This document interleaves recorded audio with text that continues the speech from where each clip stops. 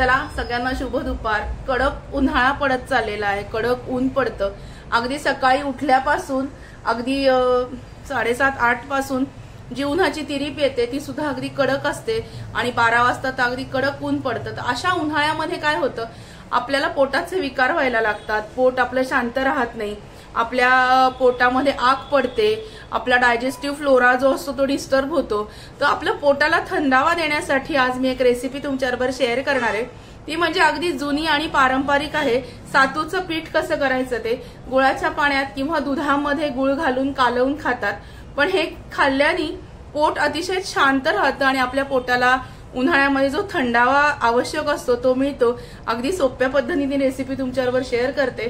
सातूचं पीठ कसं करायचं ते चला आजच्या रेसिपीला सुरुवात करूया। सातूचं पीठ कसं करायचं ते त्याच्यासाठी आपल्याला लागणार आहे हे डाळवं, कोणी याला पंढरपुरी डाळ्या पण म्हणतं। तुम्हाला सोप्या भाषेत सांगायचं झालं तर चिवड्यामध्ये आपण ज्या डाळ्या वापरतो ते डाळ्या, अशा फुटाण्याची डाळ सुद्धा याला कोणी कोणी म्हणतं, तर मी डाळ्या म्हणते फुटाण्याच्या। ह्या 1/2 किलो डाळ्या मी घेतल्या आहेत, 1/2 किलो गहू घेतलेले आहेत, समप्रमाणात घेतलेले आहे। साधारणतः 2 चमचे जिरे, एव्हरेस्टची मी सुंठ पावडर आणलेली आहे, सुंठ पावडर, ड्राय जिंजर पावडर, साधारणतः 10 ते 12 वेलदोडे आणि एक जायफळ, एवढं आपल्याला लागणार आहे।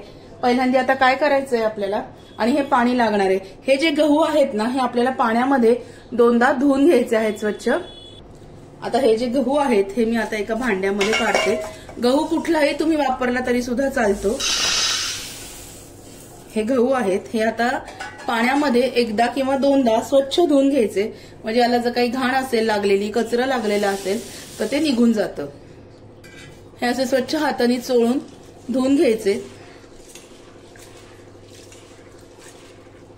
हे बघा, हे स्वच्छ मी धुवून घेते 2 पाण्याने। हे पाणी आता ओतून देऊया या धुतलेलं। पहिलं धुतलेलं पाणी मी ओतून दिलं, आता दुसऱ्या पाण्याने धुवून घेऊया, म्हणजे दुसऱ्यांदा धुवून घेऊया पाण्याने। आणि हे गहू आपण छान स्वच्छ करून घेऊया। हे पण पाणी स्वच्छ मी टाकून याच्यामध्ये गहू छान मस्तपैकी धुवून घेतलेले आहेत। आता हे पण पाणी मी ओतून देते। आता आपण जे हे गहू धुवून घेतलेले आहेत 2 पाण्याने स्वच्छ, ते काय करायचं, आता हे कॉटनचा एक नॅपकिन घेतलाय, तुम्ही कॉटनचा पंचा पण घेऊ शकता, पण शक्यतो कॉटनचं कापड घ्यायचं। याच्यामध्ये हे गहू जे आहेत हे छान पैकी असे आपण श्रीखंड जसं बांधून ठेवतो की नाही चक्का, तसे छान बांधून घ्यायचे, म्हणजे हे गहू आहेत याचं जे मॉइश्चर असतं ना हे सगळं निघून जाईल। हे बघा, गव्हाला कुठल्याच प्रकारचा ओलेपणा राहता कामा नये, ते थोडे ओले राहणारच, कारण त्यातलं फक्त आपल्याला पाणी काढून घ्यायचंय। हे अशा पद्धतीने हे जे गहू आहेत हे असे मस्तपैकी पाणी याचं काढण्यासाठी हे काय करायचं, हे बघा पाणी गळायला लागलंय, सगळं पाणी पूर्ण हे जायला पाहिजे। तर हे आपण ह्या पातेलीमध्ये असे ठेवूया आणि हे छान निथळून घ्यायचे। गहू पूर्ण फुलतात, हे याचं पाणी गेल्यानंतर थोडेसे गहू फुलतात, तोपर्यंत आपण दुसरं काम करूया। चला, हे बघा गव्हाची अशी पुरचुंडी बांधून ठेवायची अशी, आणि ते सगळं हे बघा गव्हातलं पाणी बघा सगळं निथरायला लागलंय। थोडं थोडं पाणी जर तुम्हाला यातलं जास्त वाटलं तर हे पाणी ओतून द्यायचं खालचं, परत गहू निथळत ठेवायचे। पहिलं पाणी मी सगळं ओतून दिलं, आता हे गहू मस्तपैकी याच्यामध्ये निथळत ठेवूया, त्याचं सगळं पाणी म्हणजे निघून जाईल। कॉटनचा कपडा सगळं पाणी शोषून घेतो, तोपर्यंत ह्या डाळ्या आपण भाजून घेऊया। आता हे गहू असे किती वेळ ठेवायचे बरं, तर हे जे गहू आहेत हे जवळजवळ अर्धा तास पाणी मुरण्यासाठी, पाणी त्यातलं सगळं ऍब्झॉर्ब होण्यासाठी, असं कपड्यामध्ये पाणी मुरतं यातलं, तर ते ऍब्झॉर्ब होण्यासाठी साधारणतः 20 मिनिटं ते अर्धा तासापर्यंत बांधून ठेवायचे। तोपर्यंत ह्या डाळ्या, वेलची, जायफळ, जिरे, सुंठ पावडर हे सगळं आपल्याला लागणार आहे। तर तोपर्यंत आपण ह्या ज्या डाळ्या आहेत ह्या मस्तपैकी खमंग भाजून घेऊया। गॅसवरती मी कढई ठेवलेली आहे आणि आता याच्यामध्ये आपण ह्या डाळ्या भाजून घेणार आहोत। आपल्याला हे ओले केलेले गहू सुद्धा छान भाजूनच घ्यायचे आहेत। भाजल्यानंतर पूर्वी काय पद्धत होती, ह्या गव्हाचा कोंडा काढत होते आधी, ते गहू सडून घ्यायचे, कोंडा काढून घ्यायचा त्याचा, पण आता मी काही तेवढं करत नाही कारण ते आवश्यक आहे. त्याच्यामध्ये फायबर असतं, त्याच्यामुळे गव्हाचा कोंडा काही मी काढत नाही. थोडेसे ओले गहू करून ते छान मस्तपैकी त्याचं पाणी सगळं जाईपर्यंत ते ठेवायचे आणि नंतर ते छान भाजायचे. आता या कढईमध्ये आपण डाळ्या ज्या आहेत या भाजून घेऊया.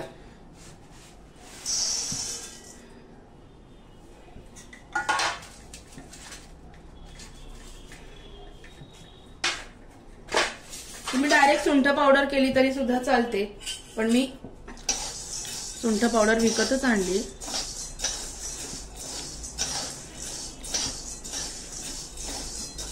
ह्या डाळ्या मस्त खमंग भाजून घ्यायच्या आणि त्याचे गहू पण आपण निथळत ठेवलेले आहेत पाणी निथळण्यासाठी, ते पण आपल्याला खूप खमंग भाजायचे आहेत. जेव्हा आपण हे खमंग भाजून घेऊ तेव्हा तो हलका होतो पदार्थ आणि त्याची चव खूप छान लागते.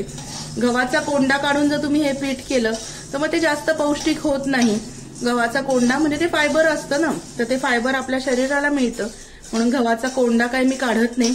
तसेच मी गहू ओले करून वाळवून थोडेसे त्याचं पाणी निथळून मग आपण ते भाजून घेणार आहोत. आता हे जे डाळ्या आहेत या 5 ते 7 मिनिटांसाठी भाजून घेऊया आपण.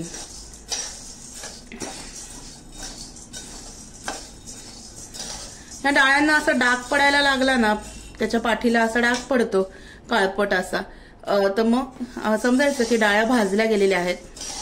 खमंग भाजून घेऊया. गुळाच्या पाण्यामध्ये सातूचं पीठ खातात आणि अशी पूर्वी पद्धतच होती. कोणी उन्हातून आल्यानंतर त्यांच्या हातावरती गुळाचा खडा किंवा गुळ पाणी असं एकत्र केलेलं द्यायचे. त्याच्याने काय होतं, ऊन बाधत नाही असं म्हणतात. तर त्याच्यामुळे गुळाच्या पाण्यात किंवा दुधात गुळ घालून हे पीठ असं कालवून खायची पद्धत आहे. त्याने पोटामध्ये अतिशय थंडावा राहतो, उन्हाळा जाणवत नाही, उन्हाळा बाधत नाही आपल्याला. हे बघा, या डाळ्याला असे काळपट डाग पडायला लागतात भाजल्यानंतर. हे बघा, म्हणजे डाळी आपली भाजली गेली असं समजायचं. अशा ह्या ज्या डाळवा आहे याची जी बागची बाजू आहे ती अशी छान काळपट डाग पडायला लागतात, म्हणजे हे डाळवं भाजलं गेलं हे बघा असं समजायचं. हे बघा दिसतंय तुम्हाला, रंग याचा बदललाय. खूप जास्त काळ्या रंगावर भाजायच्या नाही, थोड्याशा खमंग फक्त भाजायच्या आहेत. आता हे आपल्या भाजून झाल्यात, मी एका डिशमध्ये काढून घेते. डाळ्या भाजून झाल्यात, आता डिशमध्ये आपण काढून थंड करायला ठेवूया. आणि आपल्याला सगळं नंतर मिक्सरमधनं काढायचंय. हे बघा, खमंग डाळ्या भाजून घेतल्यात,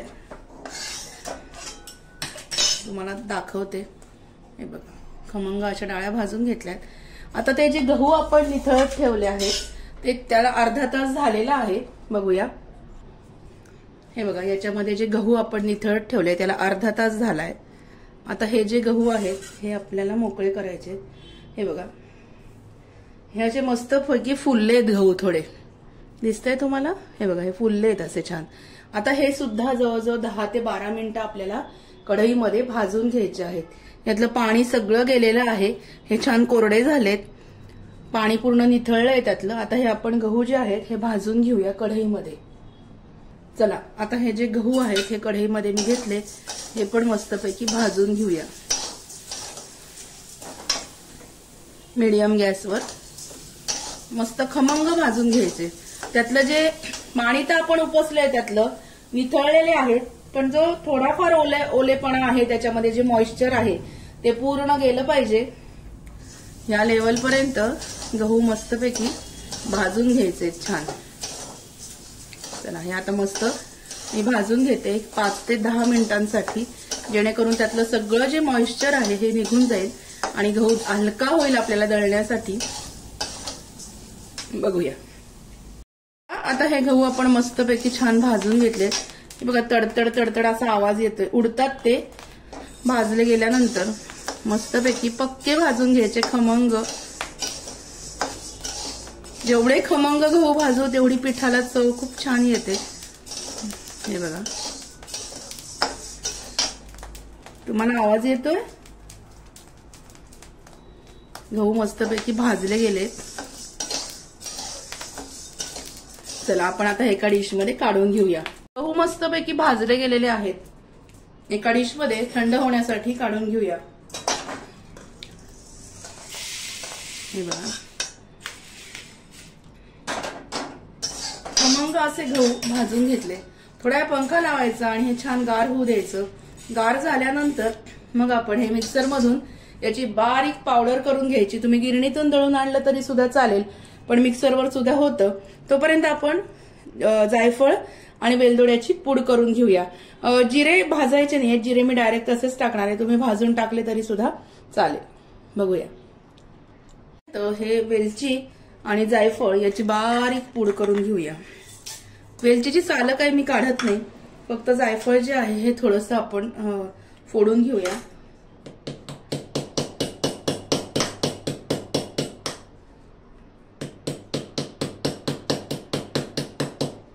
जायफळ थोडंसं फोडून घेऊया, म्हणजे ते डायरेक्ट मिक्सरमध्ये निघणार नाही ना, त्याच्यामुळे.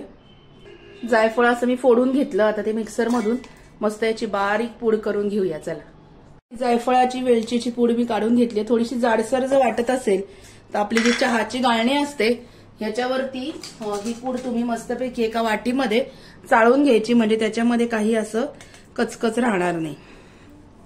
हे बघा, ही पूड मस्तपैकी आपण चाळून घेऊया,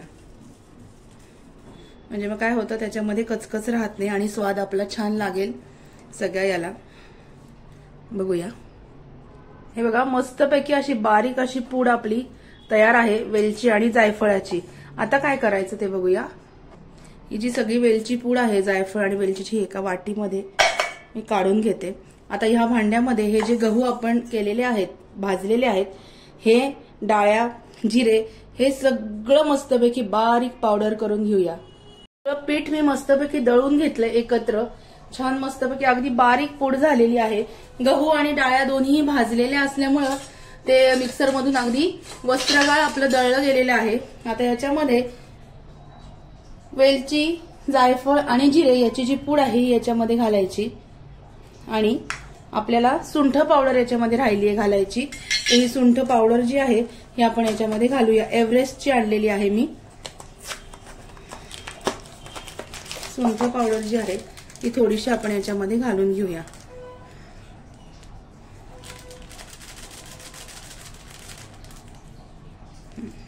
ही सुंठ पावडर मी याच्यामध्ये घातली आणि जिरे, वेलची आणि जायफळ याचं सुद्धा जे आपण कूट केलं होतं, बारीक पूड केली होती, ती सुद्धा मी त्याच्यामध्ये घातलेली आहे.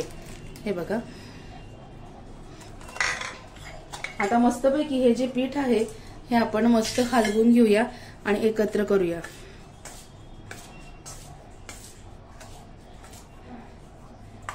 हे बघा, नाही आलं तुम्हाला चमच्याने एकत्र असं व्यवस्थित वाटलं तर काय करायचं, हाताने असं छान मस्तपैकी सगळं एकत्र ते कालवून घ्यायचं.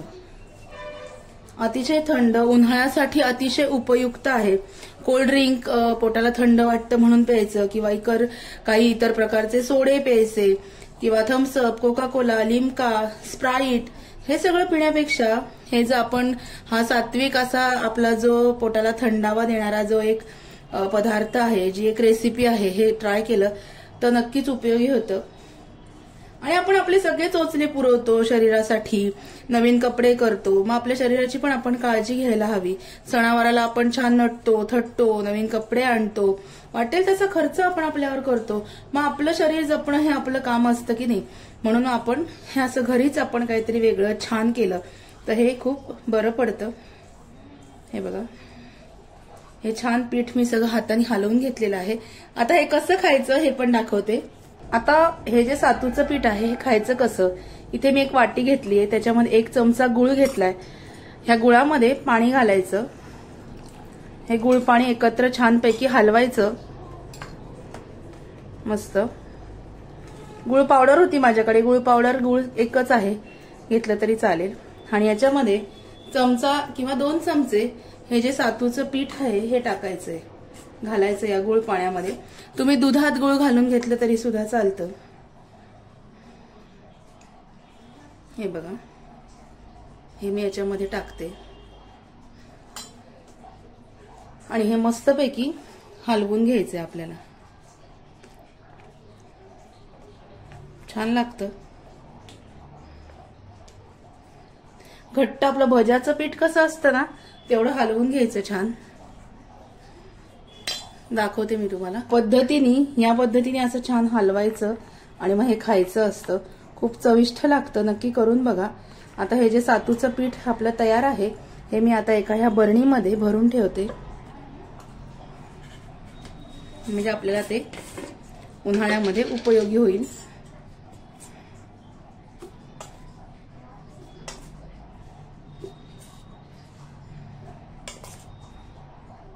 सगळं पीठ बरणीमध्ये मी भरून घेते. हे बघा, हे सातूचं पीठ मी अशा एका बरणीमध्ये भरून ठेवलं, म्हणजे ते आपलं चांगलंही राहतं आणि व्यवस्थित राहील. आणि अशा पद्धतीने हे पीठ हलवायचं आणि खायचं असतं. खूप छान लागतं, नक्की करून बघा. आजचा व्हिडिओ कसा वाटला ते मला नक्की कळवा. व्हिडिओ आवडला असेल तर व्हिडिओला लाईक करा, शेअर करा, सबस्क्राईब करा आणि भेटूया अशाच नवीन व्हिडिओमध्ये नवीन विषयाबरोबर उद्याला. तोपर्यंत तुम्ही पण हे सातूचं पीठ नक्की करून बघा. खूप उपयुक्त आहे आणि शारीरिक दृष्ट्या खूप आरोग्यदायी आहे. तोपर्यंत स्वतःची काळजी घ्या. Bye bye.